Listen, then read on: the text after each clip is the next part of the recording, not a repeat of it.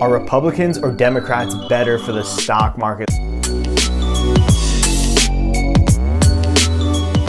This channel is all about personal finance, so be sure to hit the subscribe button and the bell to be notified. New videos every week just like this, breaking down money issues, money questions, getting them answered for you guys just based off of pure facts. And if you learn anything or you find anything interesting, please hit the like button. I appreciate it. So for this video, we're going to use statistics back to 1950 to 2020.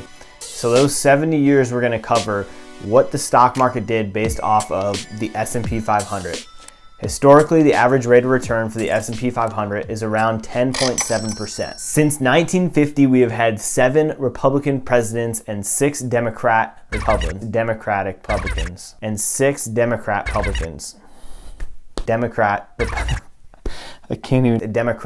Republicans. Oh my. And 6 Democrat presidents. On average, for a Republican president, it has been 9.58% annualized return on the stock market. For the Democrats, on average has been 11.55% annualized rate of return when we've had a Democratic president. So as far as presidents go, Democrats win that one. But let's move on to Congress. We have the Senate and the House of Representatives. That makes up Congress. Since 1950, every time we've had a Republican Senate, a Republican-controlled Senate, the average annualized rate of return for the stock market has been 14.32%. When the Senate has been controlled by the Democrats, it has been an average annualized return of 6.64%. So when it comes to the Senate, it being Republican controlled, has won by a landslide, and that's proven to be a lot better for the stock market. But what about the House of Representatives?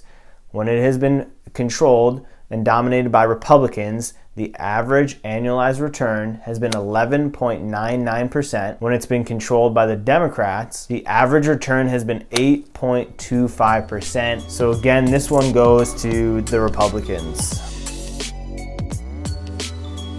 Historically, since 1950 to 2020, no matter who the president has been, if the Congress is split, meaning maybe the House is controlled by the Democrats and the Senate is controlled by the Republicans, or the other way around, the average rate of return has been 17.2%, which is higher than any rate of return we've seen so far. If Congress, both the House and the Senate, has been controlled by the Republicans, the historical rate of return since 1950 has been 13.4%. And if both chambers are controlled by the Democrats, regardless who's president, the annualized rate of return has been 10.7%.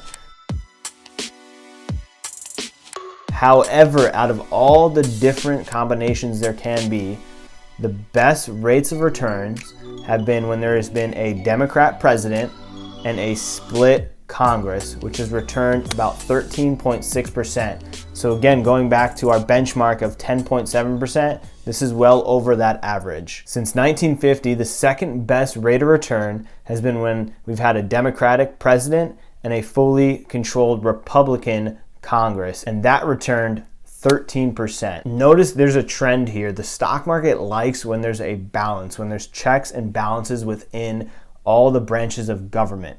So they want to see a mixture of, if there's a Republican president, they want to see a split Congress or a Democrat-controlled Congress. If there's a Democrat president, they want to see a Republican-controlled Congress or a split Congress.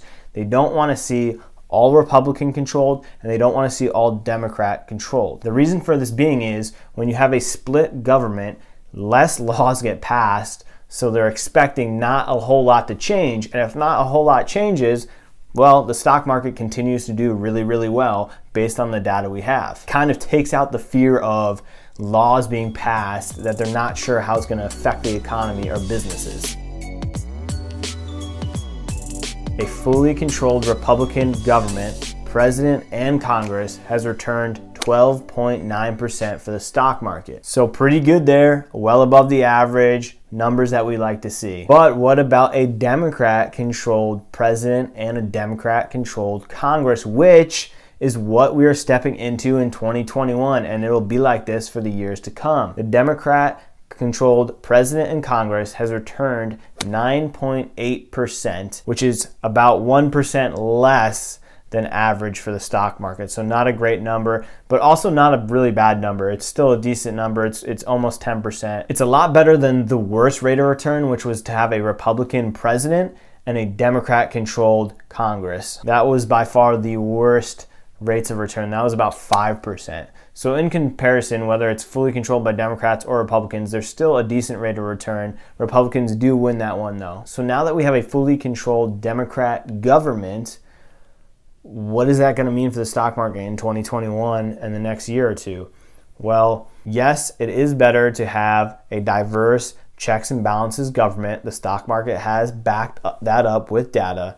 However, no matter what it is, the stock market has continued to do 10.7% year over year over year over year on average through all these different scenarios. So keep investing. Don't pull out. Don't stop investing. Do the same thing you've been doing. Consistency is key all the way through, whether it's Republicans in the presidency, whether it's Democrat in the presidency, or whatever Congress is doing. Continue to invest. You'll be fine as long as you keep going, keep investing. If you need an example of this, just look at the coronavirus. All the people that sold during the coronavirus when it spiked down about 30%, it was back up in less than 5 months. And after that, it skyrocketed to all-time highs. So invest when it goes down, invest when it goes up, invest when there's Republicans, invest when there's Democrats. You'll be fine. Please be sure to hit the subscribe button. It would be very much appreciated. Just passed 100 subscribers the other week, which is awesome. We'll keep growing. And if you learned anything, be sure to hit that like button. I'll see you guys next week.